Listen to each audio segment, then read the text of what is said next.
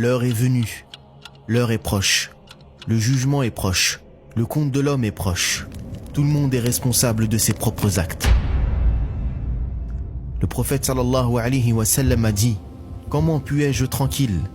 Et le propriétaire de la trompe, le gardien de la trompe, l'a élevé jusqu'à sa bouche, attendant attentivement le signal de son Seigneur. Quand la trompe sonnera, tout ce qui se trouve dans les cieux et sur la terre sera détruit, car le trémor, le bruit, la vibration, le tremblement de terre de cette heure-là est une chose immense. La création change, les montagnes volent, la terre est détruite, les bâtiments s'écroulent, tout ce que vous connaissez est en ruine, la plus catastrophique des catastrophes dans l'existence de la création, et c'est le premier coup. On l'appelle le coup de la destruction. Allah demandera: qui reste?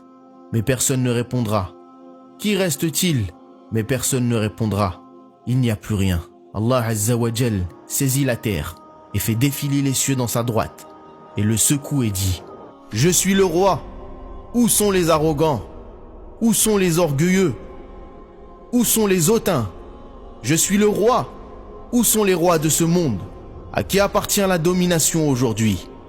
Qui est le propriétaire des cieux et de la terre aujourd'hui? À Allah, le Seigneur de l'honneur et de la grandeur. Il n'y a rien d'autre qu'Allah. Il n'y a rien d'autre qu'Allah. C'est comme ça que ça a commencé. Et c'est comme cela que ça va finir. Rien de vivant sauf subhanahu wa ta'ala. Et puis après une période de 40 ans, Allah fera descendre une eau du ciel, grâce à laquelle les gens pousseront comme poussent les légumes. Tout le corps de l'homme disparaîtra, à l'exception d'un seul os, à savoir le coccyx. C'est à partir de cet os que les hommes seront ressuscités le jour de la résurrection. Il ressuscitera ainsi Israfil, donc le souffleur de la trompe, sera ressuscité. Il s'élève et ensuite il dira: souffle encore, et il soufflera encore. Ils seront debout et regarderont quand la terre se met à trembler et sort le lourd fardeau qu'elle portait, comme le corps des milliards de personnes qui sont venues et parties. Ils seront ressuscités. La terre est une terre différente. Le sol est blanc. Comment sont-ils ressuscités? Le prophète sallallahu alayhi wa sallam a dit: pieds nus, nus, non circoncis. Donc Aïcha radiyallahu anha a dit: Ya Rasulallah, sommes-nous nus? Les hommes seront nus. Ne se regarderont-ils pas les uns et les autres? Alors le prophète sallallahu alayhi wa sallam dit: Ya Aïcha, la situation est beaucoup plus importante pour que les gens se regardent les uns et les autres. Et quand ils sortent de leur tombe, il y aura l'obscurité et vous verrez certaines personnes entourées de lumière. Ibn Mas'ud radiyallahu anhu a dit: votre lumière dépendra de la quantité d'actes que vous avez accomplis. Certaines personnes viendront avec des lumières énormes. La lumière de certaines personnes sera suffisante, juste pour elles-mêmes. Et certaines personnes seront telles une bougie qui s'allume et s'éteint. Comme certaines personnes seront ressuscitées et ne peuvent pas se lever. Ceux qui mangent l'argent de l'usure, l'argent de la riba, ils ne pourront pas se tenir debout. Puis vous verrez une autre personne poussée par des enfants. Il a mangé leur argent, leur richesse. Ils étaient orphelins. Il leur a fait du tort.